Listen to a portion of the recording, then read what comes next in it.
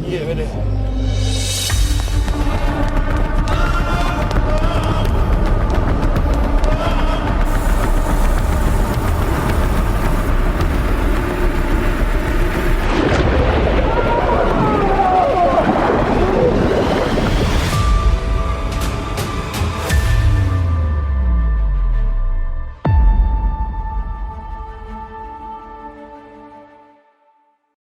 Siapa kata ambil dadah cool? Dadah kesannya membinasakan. Untuk lebih banyak maklumat tentang kesan-kesan dadah, layari www.wecareweserve.org. Shabu adalah antara dadah yang menyebabkan ketagihan melampau. Shabu adalah dadah jenis perangsang atau stimulan yang menyerupai batu kristal. Ia juga dikenali dengan nama ais, batu, kristal dan kaca. Ia mudah didapati kerana ia boleh dihasilkan di makmal atau kilang haram di belakang rumah. Peralatan serta bahan untuk menghasilkan shabu pula boleh diperolehi di mana-mana kedai atau dibeli secara online. Shabu tidak mempunyai kegunaan perubatan. Cara pengambilan shabu dikenali sebagai chasing the dragon. Pengambilan cara ini boleh menyebabkan seseorang high dalam 5 hingga 10 saat kerana kesannya terus sampai ke otak.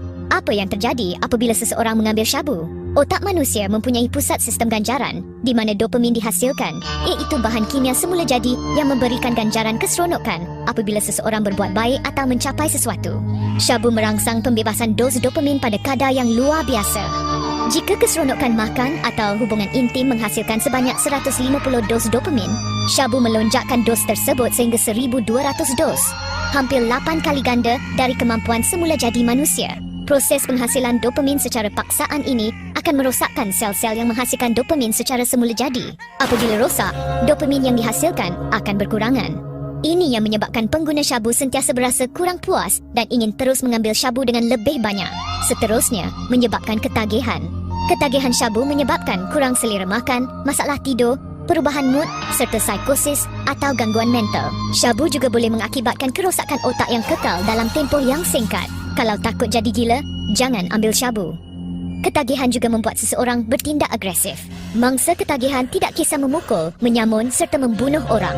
Akhir sekali, jika shabu diambil dalam kuantiti yang terlalu banyak, ia juga boleh mengakibatkan kematian. Dadah, kesannya membinasakan.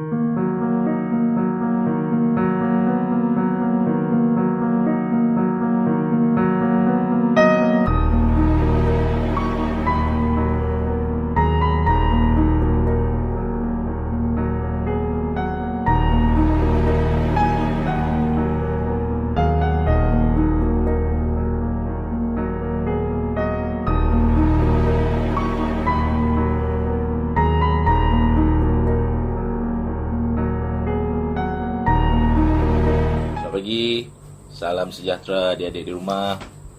Okey. Apa khabar? Sekarang berada di rumah kan? Jadi diharapkan adik-adik di rumah tidak terganggu dalam musim PKP ni, musim Covid ni, penyakit banyak. Okey. Jadi dah semestinya kita berada di rumah lah kan? Okey, PDPR. Pengajaran dan pembelajaran dari rumah. Kerja rumah jangan lupa adik-adik ya. Kena siapkan apa yang cikgu dah bagi. Kena hantar on time. Kena buat. Jangan main handphone, jangan tengok TV memanjang. Dia rumah tak siap. Okey, tak baik. Disiplin kena ada. Bila disiplin ada, harapannya adalah pelajaran kita tip-top. Okey, sebelum itu saya perkenalkan diri. Nama saya Opang Mileh, Ketua Daerah ADK Daerah Limbang. Okey. Jadi adik-adik sekolah juga banyak mata pelajaran yang adik-adik belajar di rumah, yang cikgu ajar di sekolah sebelum ni. Tapi sekarang ni kita duduk rumah. Jadi bila kita duduk rumah, minat untuk belajar tu, minat untuk buat kerja rumah tu mungkin terganggu. Bukan kata tak ada minat, tapi mungkin terganggu sebab terlalu banyak, apa orang cakap, terlalu banyak dugaan, godaan, pengaruh kiri kanan. TV ada, mi Maggi ada di dapur, ayam goreng ada di dapur. Sikit-sikit dari bilik pergi ke ruang tamu, pergi ke dapur. Itu je rutin harian kita. Baik, kita teruskan. Jadi pagi ini saya ingin kongsikan sedikit lah. Kami dari agensi Anti Dadah sudah semestinya kami akan bercerita berkenaan dengan penyalahgunaan dadah. Okey. Jadi untuk pengetahuan adik-adik, dadah. Biasa kita dengar pasal dadah dalam TV, dadah membunuh, dadah membahayakan dan macam-macam lagi. Tapi adik-adik tahukah apa itu dadah? Okey, pada mana yang tahu tu baguslah. Okey. Simpan di dalam pemikiran adik-adik semua bahaya dadah. And then kita cuba refresh lah. Saya akan cuba kongsikan apa yang mungkin pernah menghadiri ceramah-ceramah kami pada sebelum ni. Okey. Jadi jenis-jenis dadah dia ada banyak adik-adik. Ada banyak. Okey. Kalau adik-adik pernah dengar heroin, morfin, ganja, syabu ataupun ais ataupun batu, pil-pil, pil hayal dan sebagainya. Banyak jenis dadah di dunia ni. Okey, dadah terbaru pun ada. Kalau adik-adik pernah tengok dalam TV ataupun dalam berita ke yang orang isap dadah macam zombie, itu pun ada. Tetapi syukur sebab di kawasan kita ini kita belum lagi jumpa dadah-dadah yang macam seperti itulah. Okey. Tetapi walau bagaimanapun dadah yang famous di kawasan kita ini ataupun di Sarawak lah, okey, yang paling famous adalah dadah jenis syabu ataupun nama jalanan dia, okey, nama pasar dia lah adalah batu ataupun ais. Mungkin adik-adik pernah dengar ataupun mungkin pernah terjumpa, okey, di mana-mana lah, tak kisahlah, di dalam hutan kah, di dalam rumah kah, di dalam bilik air kah, di mana-mana pun boleh. Okey. Jadi dadah jenis syabu ni, kita ingat lah adik-adik, dadah jenis syabu ini dia dalam bahasa ringkasnya lah. Okey, saya biasa cakap bahasa ringkasnya adalah dadah jenis syabu ini dia merosakkan otak. Okey. Maksudnya bila otak sudah rosak, kita akan jadi mental, kita akan jadi gila. Bila pengambilan itu terlalu banyak, berlebihan, melampau, kita akan jadi gila. Kita akan jadi tidak betul. Short, orang cakap. Short.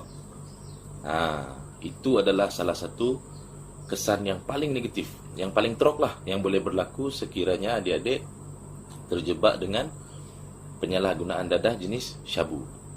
Itu adik-adik kena ingat. Okey. Jadi itu yang famous lah di kawasan kita ini. Tapi kalau dibandingkan dengan semenanjung Malaysia, hampir ke semua jenis dadah yang saya sebutkan tadi ada. Ganja, heroin, morfin, ketamin, pil-pil hayal, itu boleh dikatakan semua ada di sana. Tapi itu kita sini kira masih boleh dikategorikan sebagai agak terkawal. Walau bagaimanapun terkawal-kawal juga, tetapi benda itu tetap ada. Benda yang tidak baik ini tetap ada. Okey. Jadi adik-adik tahukah? Boleh dikatakan hampir 100% ataupun 90% ataupun 80%, saya tak pasti. Okey, kes-kes jenayah di Malaysia disumbangkan oleh penagih-penagih dadah. Maksudnya bila dia isap dadah, dia akan agresif. Bila dia agresif, dia berani buat apa saja. Dia tak akan berfikir panjang. Akal dia pendek. Orang isap dadah ni kadang-kadang kebiasaannya tiada duit. Okey. Bila tiada duit, dia akan mencuri, dia akan merompak, dia akan meragut. Bila meragut ini adalah salah satu kes jenayah. Bila dia meragut, tak dapat duit, orang yang diragut dia itu melawan. Jadi mungkin berlaku pergaduhan, pergelutan dan mungkin berakhir kepada pembunuhan. Itu kita kena tahu. Jadi sebab itu saya katakan, boleh dikatakan hampir 100% lah kes jenayah di Malaysia ataupun di seluruh dunia ini adalah disebabkan oleh penagihan dadah, orang yang isap dadah. Okey, itu adik-adik kena tahu. Jadi kena berhati-hatilah, semoga tidak terjebak. Masih di beg kau? Apa pula? Mana dia yang kau cari lah kalau ada. Tapi yang kau tu ajar sangat apa hal? Mana kau tahu Sibuk ni, kau habiskan Oi, kau penipu Penipu benda ni? Kau apa lah? Kau yang parah asal kau penipu aku? Siapa penipu? Siapa kau ajar sangat? Kau dah ada apa? Asal sekarang sebab kau penipu? Kau buat apa sini boy?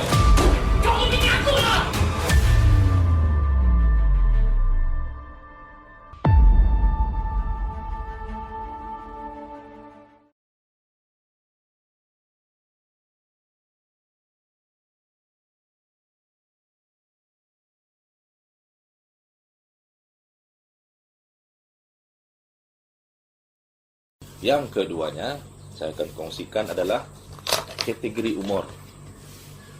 Kategori umur ni kebiasaannya sekolah rendah agak kurang lah. Sekolah rendah ni mungkin bermula daripada kita ambil umur 7 tahun. 7 tahun sehingga 12 tahun, darjah 1 sampai darjah 6. Penglibatan mereka di dalam penyalahgunaan dada ni agak kurang. Tetapi ada. Boleh dikatakan mereka ni mudah terjebak bila mereka sudah berani hisap rokok. Saya biasa kalau saya pergi ceramah memang saya akan ceritakan seseorang ini akan mula melibatkan diri dengan dadah bila dia berani menghisap sebatang rokok. Saya memang selalu gunakan contoh ni. Sebab ini ternyata anak-anak ini mula terjebak dengan dadah adalah bermula dengan sebatang rokok. Siapa yang saya rokok? Hati-hati. Katakan tidak pada dadah, katakan tidak juga pada rokok. No smoking. Okey. Pada tangan saya ni ada statistik. Okey, ada statistik dengan banyak jenis lah. Okey. Statistik dari tahun ke tahun. Yang ada pada saya sekarang ni adalah tahun 2016 sehingga tahun 2020. Di mana statistik ini menceritakan kategori umur. Kategori umur yang terlibat dengan dadah. Okey, saya sentuh sedikit Kita ambil yang bagi remaja lah. Yang pertamanya adalah bermula daripada umur 13 tahun dengan 18 tahun. Okey. Pada tahun 2016 seramai 816 orang didapati terlibat. 800 lebih ni. Dia macam statistik COVID juga ni. Okey. Terlibat 2016, 5 tahun yang lepas lah lebih kurang. Okey, terlibat 13 hingga 18 tahun peringkat remaja. Tetapi dalam statistik yang pada tangan saya sekarang ini, daripada 2016 816, 2017 691, 2018 548, 2019 436 dan 2020 323 orang per individu. Okey. Maksudnya ada penurunan dalam penglibatan remaja dalam penagihan dadah. Itu satu benda yang bagus. Daripada 800 lebih menurun menjadi 323. Okey, tetapi ini statistik yang diambil. Maksudnya diambil di lapangan lah, berdasarkan statistik yang pihak agensi yang tidak ada Malaysia dapat. Tetapi kita tak pasti jumlah sebenar itu berapa, sebab kita ambil kira lah yang orang jauh, yang di belah-belah pedalaman, di belah ulu-ulu sungai, ulu-ulu yang tiada jalan tar lah. Kita tak pasti. Itu kita kena hati-hati. Lagipun yang di ulu-ulu ni lah yang boleh dikatakan agak mudah terpengaruh lah, sebab mereka jauh daripada bandar, jauh daripada badan-badan penguatkuasaan, jauh dari pemantauan. Kadang-kadang pun mereka drop out daripada sekolah, ponteng sekolah, las-las berhenti. Okey. Boleh dikatakan agak ramai juga pelajar-pelajar yang terkandas. Okey. Belum sampai darjah 6 dah drop out daripada sekolah, belum sampai PMR ataupun PT3, ataupun juga belum sampai SPM dah tamat sekolah lagi. Jadi bila mereka tamat sekolah, mereka masih muda, mau bekerja macam mana. Jadi bila mereka tidak bekerja, mereka akan bercampur dengan orang-orang yang tidak betul. Sebab adik-adik kena ingat remaja ini di peringkat umur 13 hingga 18 tahun, ataupun kita ambil 19 tahun lah pun boleh, 20 tahun pun boleh, 21 pun boleh. Orang ini adalah orang golongan-golongan yang paling mudah terpengaruh. Very fragile, kata English lah orang putih. Very fragile. Okay. Jadi bila dia very fragile, terlalu rapuh, terlalu senang terpengaruh, itulah tadi yang saya cerita tu. Bila orang offer sebatang rokok, umur baru darjah 6 ataupun baru tingkatan 1. Bila orang offer sebatang rokok, dia terus cuba. Mula-mula mungkin dia batok ke apa dan sebagainya, tetapi daripada sebatang rokok yang pertama akan menjadi kedua, lepas tu menjadi ketiga, keempat. Lala dia berani membeli. Bapak bagi duit RM2.50, RM3, RM5 pergi sekolah untuk belanja di sekolah waktu rehat, tapi dia pergi beli. Kes ini berlaku bukan baru berlaku sekarang, lama pun, dari dulu pun sudah berlaku benda ni. Okey, tetapi itulah dia kena faham, kena ingat ini adalah salah satu keburukan ya. Salah satu punca-punca yang boleh menyebabkan seseorang itu terpengaruh dengan dadah. Okay, jadi sekali lagi saya refreshkan kategori umur pada tahun 2016, figure dia adalah 800 lebih. Ada penurunan sehingga tahun 2020. Tetapi 2021 kita tak pasti. Sebab statistik tu belum wujud lagi. Okay, jadi kena ingat. Okay, next. Benda yang kedua yang saya nak kongsikan adalah kategori ataupun taraf pendidikan. Taraf pendidikan. Ini merujuk kepada orang-orang yang terlibat lah, taraf pendidikan mereka. Okey. Kalau tahun 2016 yang tidak bersekolah adalah seramai 3,351. Okey, 5 tahun lepas yang tidak bersekolah. Tetapi pada tahun 2020 2,314 pun ada penurunan. Okey, kita pergi kepada tahun ke tahun 2016 yang tidak bersekolah adalah seramai 3,351, 2017 3,751, 2018 4,044, 2019 3,545 dan 2020 2,314. Okey, apa yang saya baca ini dia boleh kita kategorikan sebagai peak, puncak gunung. Maksudnya dia dari bawah dia menaik ke atas.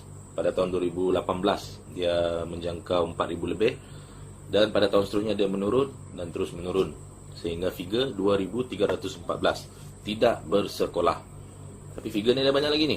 Tidak bersekolah, yang setakat sekolah rendah saja, tidak habis PT3, macam saya cerita tadi lah. Ataupun ada juga yang sampai diploma, ijazah. Okey. Tetapi yang paling itulah yang paling kita kecewa lah kan, bila orang yang tidak bersekolah ini. Sebab pelajaran ini penting. Pelajaran ini penting. Lagi-lagi dengan zaman pandemik ni, kalau kita tidak ada pelajaran, kita tidak ada kemahiran, kita tak pandai baca, tak pandai menulis, kita mau kerja apa?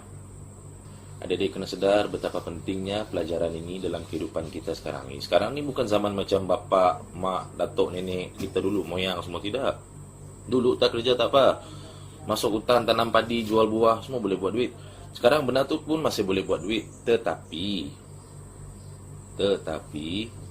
sebanyak mana duit yang kita boleh buat? Macam sekarang ni dah mula musim buah. Musim buah ni dia, ialah nama pun dah musim kan, bukannya setiap hari ada buah. Habis musim tu nanti, apa lagi mau jual bila buah sudah habis? Kalau sawit boleh, kalau dia ada ladang sawit. Kalau siapa yang tak ada ladang sawit, tak ada ternakan, tak ada kebun-kebun, tak ada tanah untuk diusahakan, macam mana? Mau tidak mau, berkuli juga. Tapi kerja kuli sekarang ni pun susah mau cari kerja. Kena ingat tu. Kena ingat. Kita mau minta kerja sekarang bukan macam dulu. Dulu tak payah bawa sertifikat, tak payah bawa sijil, tak payah apa. Walk in saja, pergi kilang ke, pergi kedai ke.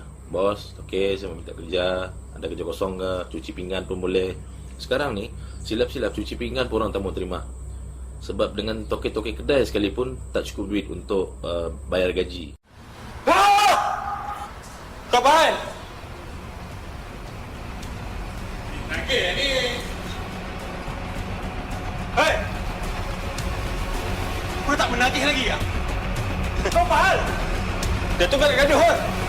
Kau pahal? Belum cik pasal Kau tu penagih lah.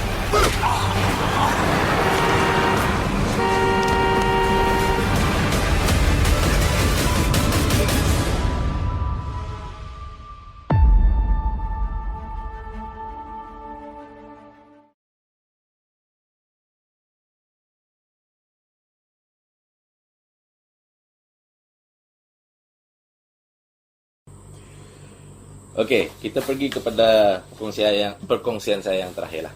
Okey. Sebab ataupun punca-punca seseorang itu terlibat dengan penagihan dadah. Dia ada banyak sebab lah. Ada banyak sebab.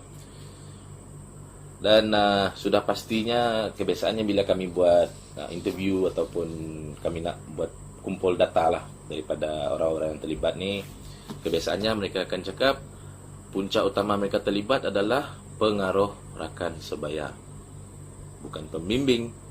Dulu zaman saya sekolah dulu ada jawatan pembimbing rakan sebaya. Okey. Tapi saya tak tahu lah di sekolah kamu semua sekarang ni masih ada ke tidak jawatan tu. Okey. Tapi itu terbalik. Pembimbing rakan sebaya itu adalah benda yang baik. Yang ini pengaruh rakan sebaya. Jadi bila dah kita sebut pasal pengaruh, sudah semestinya pengaruh yang dimasukkan adalah pengaruh-pengaruh yang negatif. Itulah tadi. Pengaruh rakan sebaya sama umur, dia dulu dipengaruhi oleh orang lain, mungkin kawan-kawan yang lebih dewasa daripada dia, mempengaruhi dia untuk isap rokok. Jadi dia pula pergi ke sekolah, dia pula pengaruh kawan-kawan yang lain, classmate dia ataupun kelas sebelah. Okey, itu pengaruh rakan sebaya. Jadi bila dia sudah berani dipengaruhi, mudah dipengaruhi, lepas tu kawan dia akan ajak dia untuk ponteng pula. Okey, skip sekolah. Konon-kononnya bagi tahu mak bapak, mak, saya turun sekolah dulu awal pagi. Tapi setengah jalan, pum, dia masuk hutan sudah. Lagi-lagi kalau dalam perjalanan tu ada sungai. Lagi best.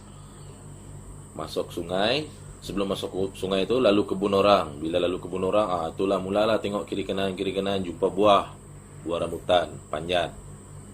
Ambil. Itu dah kira kategori mencuri. Lepas tu lapar, ada bawa lighter lagi, ada bawa kertas lagi, boleh hidupkan api. Lepas tu masuk di kebun orang, jumpa pokok ubi, pergi cabut pokok ubi tu, ambil dia punya buah, bakar.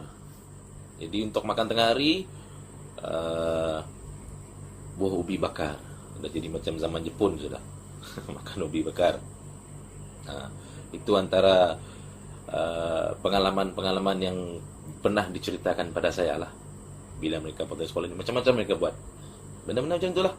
Seronok memang seronok. Tapi keseronokan itu seketika. Ingat hari-hari kalau pergi mandi, pergi ponteng, mandi sungai apa semua, dapat gaji kah? Tidak. Itulah yang saya katakan, keseronokan sementara, seketika saja. Time tu saja ada siok. Tapi lepas tu tulis pun tak pandai, membaca pun tergagap-gagap. Macam mana orang mau interview, mau ambil kerja? Okey. Pengaruh kawan lah, itu yang paling tinggi lah. Okey, yang keduanya keseronokan. Dia cuba untuk seronok. Sudah, of course lah, dia bermula dengan bila dah dipengaruhi, dia rasa seronok. Jadi konon-kononnya dia mencuba untuk seronok. Maksudnya tadi, keseronokan ini mungkin seminggu sekali, sebulan sekali. Lepas tu bila dia dah seronok, dia jadi beronok-ronok pula. Dia mau daripada seminggu pergi kepada 2 kali sehari, 3 kali sehari, last hari-hari dia ambil. Mana dia pergi keseronokan dia tu? Okey. Lepas tu ada juga yang bagi tahu mereka ambil dadah ni disebabkan oleh tekanan jiwa, tekanan perasaan, tekanan hidup, macam-macam tekanan lah. Okey. Kenapa dia tertekan? Tak ada duit. Kenapa tak ada duit? Kena buang kerja. Ataupun dia malas mau cari kerja. Of course lah, bila tak ada kerja, tak ada duit. Jadi bila tak ada duit, pergi minta dari mak bapak. Bila mak bapak, abang adik, kakak-kakak tak mau bagi, mengamuk, pukul, las-las, membunuh. Dia nayah lagi. Tengok. Itulah tekanan jiwa ni. Macam yang saya katakan mula-mula tadi kan, syabu, kesian syabu. Dia efek kepada otak. Bila dia bermain dengan otak, dia merosakkan otak. Jadi bila dia cuba untuk dapatkan sesuatu tetapi gagal, jadi benda itu akan merangsang dia untuk bertindak secara agresif, bertindak ganas. Secara benda itu automatik. Dia akan trigger lah, kami panggil. Dia akan trigger kan pemikiran normal dia tu kepada satu pemikiran yang terdesak.